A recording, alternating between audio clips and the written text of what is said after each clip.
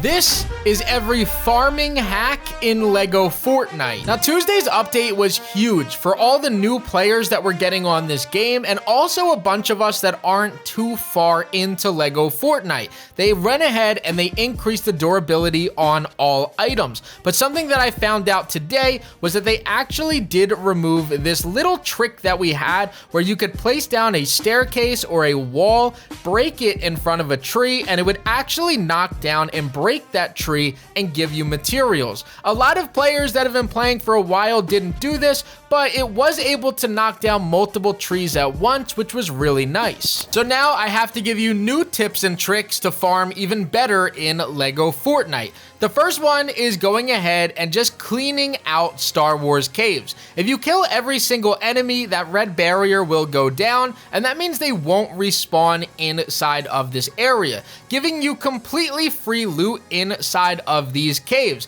In comparison to the regular survival world, when you guys are over there, skeletons will continue to respawn and you can't clear it out without getting attacked. And I'm sure a lot of you guys are wondering about that jumping pickaxe maneuver that I was doing. If you guys didn't know, if you jump with your pickaxe, it actually kind of does splash damage, which means you'll actually break multiple items at once, which is awesome for these caves and also different rocks that are gathered in the same area. Now, my guy Suit the Creator commented on my last video telling me about the thermal detonator and how powerful this thing really is. Now, I only carried around 17 and I regret it. I should have brought more. But he mentioned throwing these at these buildings to farm a ton of granite and plastoid. And that's exactly what this thing does. You could throw this at any of the buildings, any of the walls, and even some of the ore that is inside of the game, and you are going to get all of it back, as this is one of, again, the more powerful weapons in the entire game. It's so strong that it'll actually lift up these buildings straight to the ceiling when trying to break them. So this is a really good way to run around with thermal detonators and pick up all of the drop loot that it went ahead and did, because it explodes everything in its sight. I mean, I'm not kidding. Look at how much plastoid, how much granite, and how much different materials are just thrown all over the ground simply by throwing these detonators all over this area. I was able to stack hundreds of plastoid, Durasteel, granite, all just from this one smaller area of the map. Now, by far, one of the best tricks that you could use is going to be the lightsaber in the game. I know a lot of people complain that it doesn't do the most amount of damage, but I think this is where it kind of makes up for it if you use it as a farming tool. The first thing about this is you guys can see when I break items, I don't get anything in return if I finish off that item with the lightsaber. So the trick to get around that is to actually smack any type of ore in the game with that lightsaber and finish it off with a 3x luck pickaxe. So when I go ahead and I swing at the sapphire on the game, I just want to make sure that it looks as bright blue as it possibly can, so that makes it one shot. And once that happens, I finish it off with the luck pickaxe. This actually is kind of a little 2-for-1 trick here, where number one, I'm not wasting any durability on my pickaxe, and I'm only wasting durability on my lightsaber,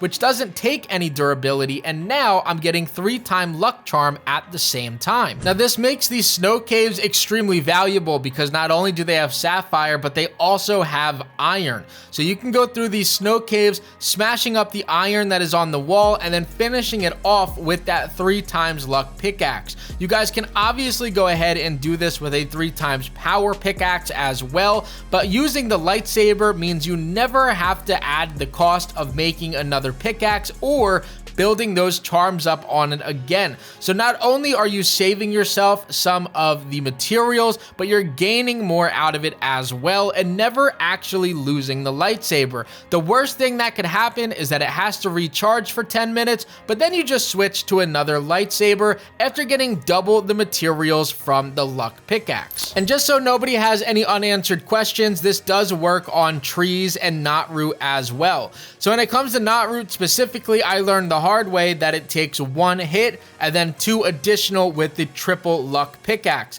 Again, it's not the greatest thing in the world. Knot isn't super hard to find. However, you guys can do this with frost pine, flexwood, any other type of wood in this game as well, simply by using this trick. So do this whether that is with your pickaxe on ores or using this with your forest axe on these tree branches. Either way, you're going to increase the luck and use far less durability than ever before. Now, all of these clips have been done inside of Star Wars caves. However, you don't need to do this inside of a Star Wars cave. Finding yourself a nice, large, dry valley cave is going to be the best place to use this, as obviously you can get yourself a ton of bright core, but you can also get yourself some of that copper, obsidian, and inside of the regular survivor world, you can now use this trick on ruby. So ruby is already pretty difficult to find, as it's one of, if not the rarest material in the game, but finding a nice large dry valley cave, use the triple luck pickaxe on those items with the lightsaber. That way that you can increase the amount of ruby that you get in return. It's so rare that it is absolutely necessary to use a triple luck pickaxe on it. That way you're getting more bang for your buck every hit. Now, one of my favorite tips in the game is actually breaking down chests so that you can get the materials back in return.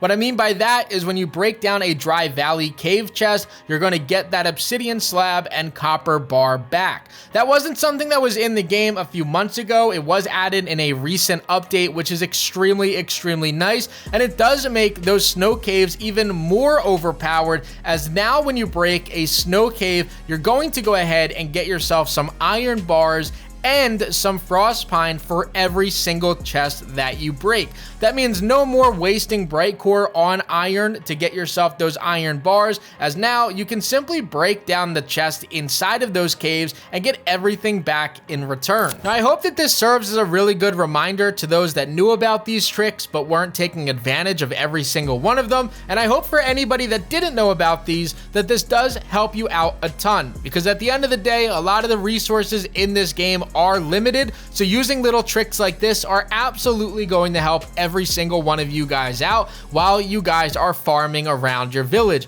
I hope that Epic does take even more of our feedback here and ups the inventory spot, especially for a lot of the rarer items, from 30 up to 50. That way we have even more space in our backpack, or even give us another charm like the Illuminator charm and allow us to just have a backpack or wear a backpack while we're running around the village. Overall, it's nice that they're listening, and I like these tips a lot, so I hope they help every single one of you guys out, and Epic continues to add to this. Don't forget to leave a like, comment, and subscribe, and as always, guys, this was Crafty, and I'm out. Peace.